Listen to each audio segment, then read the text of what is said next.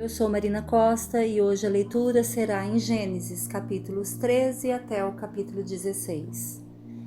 Como vimos ontem no capítulo 12, o Senhor dá uma ordem a Abrão: saia da tua terra, de sua parentela e vá para a terra que eu te mostrarei.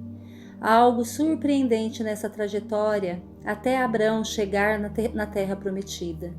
Onde ele chegava, ele levantava um altar de adoração ao Senhor e orava. Abrão saiu de Padã-Arã, chegou a Siquém e levantou um altar de adoração ao Senhor e disse: O Senhor me trouxe até aqui, me protegeu, me guardou, bendito seja o nome do Senhor. De Siquém ele foi até o oriente de Betel, e lá da mesma forma ele levantou um altar e o adorou. Partiu então para os carvalhais de Manré e para a campina de Neguebe, e lá também levantou um altar ao Senhor. E antes que ele chegasse a Canaã, ele desvia a rota e vai para o Egito. Porém lá ele não levantou um altar de adoração ao Senhor e não orou a Deus, e o que podemos ver? Que lá ele teve sérios problemas, começando pela mentira que ele disse a Faraó, dizendo que Sarai, sua esposa, era sua irmã. E o mais interessante que nós podemos ver é que a Bíblia, ela não mente, Vemos que ela não esconde as falhas dos seus escolhidos e nos mostra que somos passivos de erros, quando não buscamos a Deus antes de tomarmos qualquer decisão. Abrão carretou sérios problemas e onde um deles veremos nos próximos capítulos. Faraó então descobre a mentira e ordena a saída imediata de Abrão do Egito, porém providencia que ele levasse tudo o que era dele, inclusive Sarai. Ela leva sua serva chamada Agar, que mais lá na frente veremos as consequências. E no capítulo 13 dos nossos estudos de hoje, vemos que Abrão saiu do Egito e podia ter ido a diversos lugares, mas sabe para onde ele foi? Ele voltou de onde ele parou. Ele voltou onde ele havia construído um altar de adoração ao Senhor. Sabe o que eu aprendo aqui? Que muitas vezes desviamos nossa rota e não é vergonha nenhuma voltar, retroceder e voltar da última vez, do encontro que tivemos com Deus. Nesse capítulo também veremos que Abrão enfrentou o primeiro conflito com seu sobrinho Ló. Além de Abrão, ser chamado para uma obra grandiosa, o Senhor também o abençoou com muitos bens. E devido a isso, por causa disso, veremos que começa então uma desavença entre os pastores dos rebanhos de Abrão e os pastores do rebanho de Ló. Porém, algo também me chama a atenção: a mansidão e o domínio próprio de Abrão para lidar com essa situação. Ele, com toda a sua sabedoria, deixou o seu sobrinho escolher onde ele queria habitar, e assim dividiu as terras e rebanhos com ele. Sendo assim, Abrão se separa do seu sobrinho. Em seguida, vemos Deus aparecendo a Abrão novamente e diz: Abrão, olhe para o céu e conte as estrelas. Assim será a sua descendência, Bastou então ele se separar do seu sobrinho que a promessa volta, porque o chamado era apenas para ele.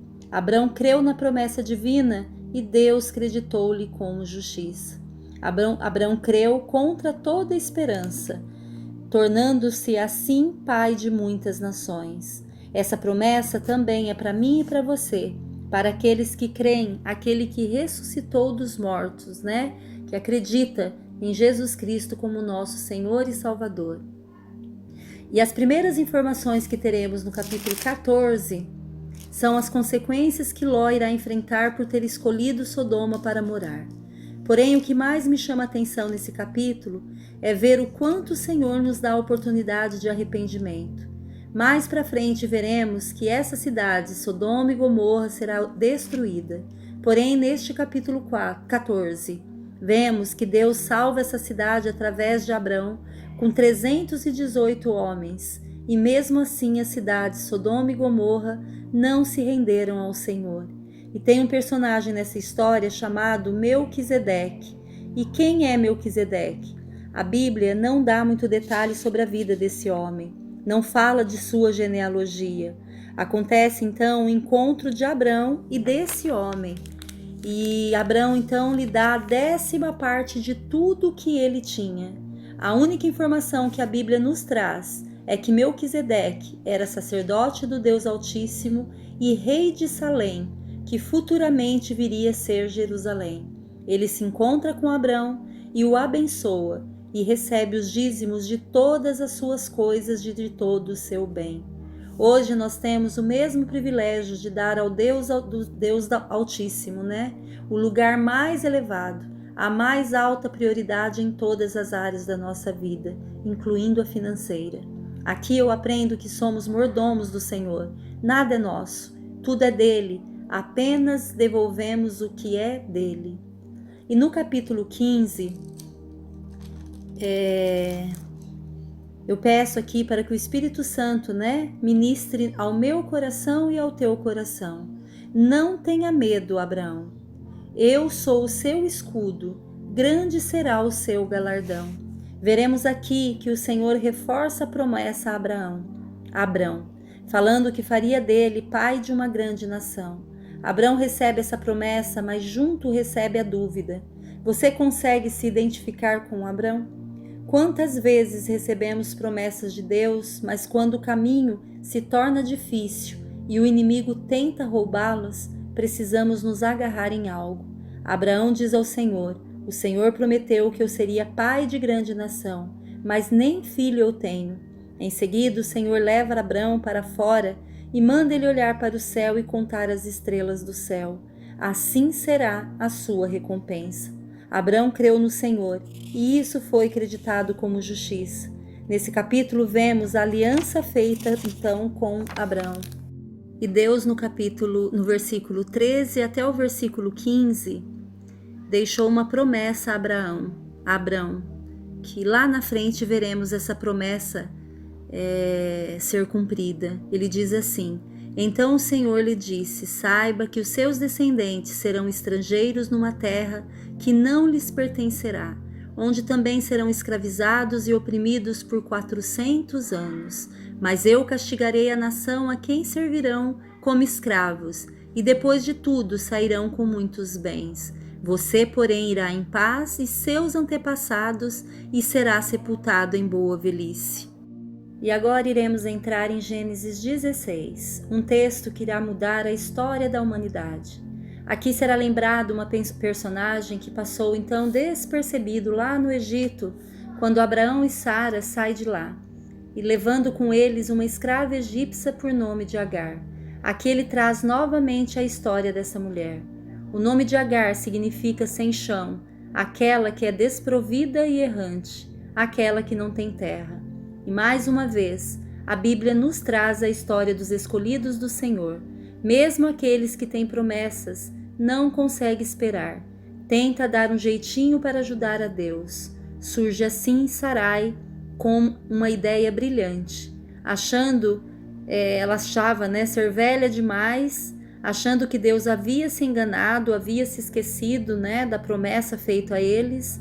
Dá ideia então ao seu esposo de possuir a sua serva. Talvez através dela poderia então formar uma família. Naquela época era comum o homem ter outras esposas. Seriam então as concubinas. Porém nem tudo que era permitido tinha aprovação do Senhor. E assim tanto Abrão como Sarai tomaram uma decisão que desagradaram ao Senhor. Abrão aceitou então a ideia, afinal já se passavam 10 anos e a promessa ainda não havia se cumprido. Você consegue mais uma vez se identificar? Quantas portas fechadas e vamos lá e arrombamos. Porém nós vemos que Deus não perde o controle de nada e não desampara ninguém. Agar começou a desprezar a Sarai. Sarai então a expulsa de sua tenda. Porém o anjo do Senhor encontrou Agar no deserto, porque ouviu a sua oração e lhe dá uma ordem: volte à sua senhora e sujeite-se a ela. Muitas vezes voltar atrás é humilhante, mas muitas vezes é necessário para o cumprimento da promessa. Agar no versículo 13 então diz ao Senhor que tu és, ao anjo que apareceu a ela, Então ela diz: tu és o Deus que me vê. E Agar então voltou então para a tenda, né, de Abrão e Sarai, e teve um filho de Abraão que deu o nome de Ismael. Eu não sei qual é o deserto que tem enfrentado, né, que você tem enfrentado em sua vida nesse momento, mas creia, Ele te vê em seu deserto.